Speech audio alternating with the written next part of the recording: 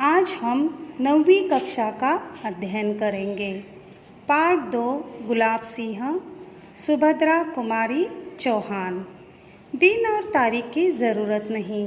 जब हम अमर अंत की कहानी कहने चले हैं तब एक दिन और एक तारीख पकड़कर क्यों चले। उसके घर पर माता पिता थे, बहन थी, वह पूरे घर का दुलारा था।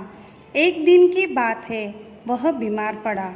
माँ ने उसका खाना बिल्कुल रोक दिया, पर उसका बार बार कुछ खाने को मांगना छोटी बहन से ना सहा गया। वह चुपके से गुड़ और चना चुरा लाई और भैया को खिलाने चली।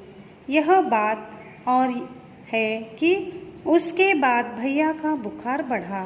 उसके लिए माँ बाप का गुस्सा सहने को तैयार थी, पर भाई ने भी वह गुड़ चने की बात किसी को न बताई। इसी तरह रोग बढ़ते बढ़ते ख़त्म हो गया, रोक गया और बहन के प्यार की वह बात सदा के लिए भाई के मन पर छप गई। ऐसी एक नहीं अनेक बातें बहन की, पिता की, माँ की उसके मन पर छप गई थी। एक दिन ऐसी हवा बही कि मुरझाए हुए फूलों में भी नई जान आ गई। यह उमंगों वाली हवा थी। बड़ा भारी जुलूस निकला।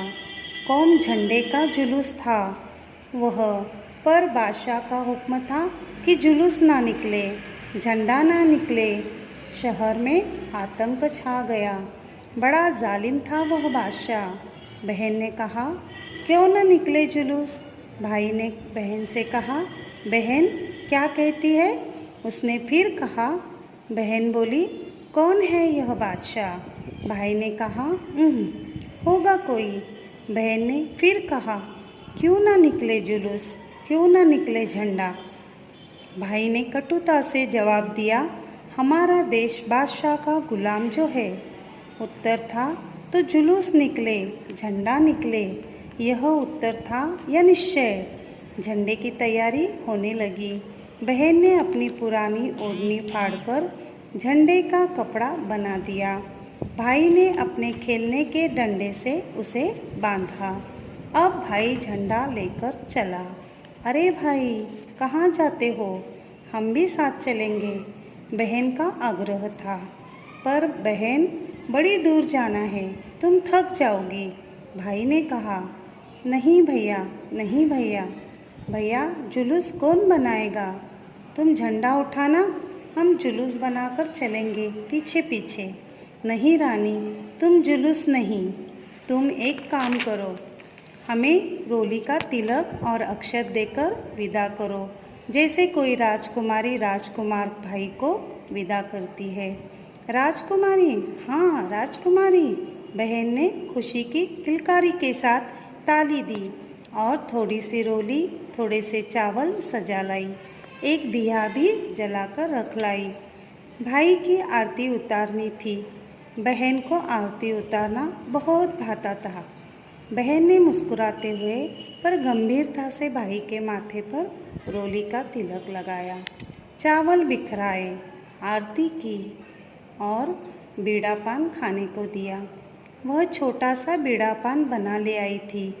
पगली ने सुन रखा था कि राजकुमारियाँ वीर की विदाई पर पान का बीड़ा ही देती हैं। भाई ने बहन के पैर छुए और बलैया ली। अब वह झंडा लेकर चला। बहन दरवाजे पर खड़ी देखती रह गई। कहानियों की राजकुमारियाँ इस तरह विदा करती थी और खड़ी देखती रह जाती थी। दूर तक भाई के लहराते हुए झंडे को देखती रह गई। बहुत दूर जाने पर बादशाह के सिपाहियों ने झंडे वाले को रोका। वह न रुका और बादशाह के सिपाहियों ने गोली चला दी। वह गिरा, झंडा उसके हाथ में था। गोलियां चल जाने पर किसी की हिम्मत नहीं थी सड़क पर जाता और घायल को संभालता। बहन ने उसे गिरते हुए देख लिया। न जाने क्यों उसका दिल पहले ही घबरा रहा था। वह अकेली दौड़ पड़ी और जा पहुंची। भाई खून से लथपथ हो गया था। पुकारा, भैया भैया। भाई के प्राण मानो ये अमृतवाणी सुनकर लौट पड़े। बोला, तू आ गई, ले यह झंडा ले। बहन ने झंडा ले लिया पर भाई चला गया। बहन रोई पर हाथ में झंडा लिए रही। बादशाह के सिपाही मानो गढ़ जीतकर चले गए थे। भाई को विदा देने के लिए बहुत से लोग आए। बहन झंडा लेकर आगे चल रही थी। यह कहानी किसकी है? यह कहानी है जबलपुर के वीर बालक गुलाब सिंह की।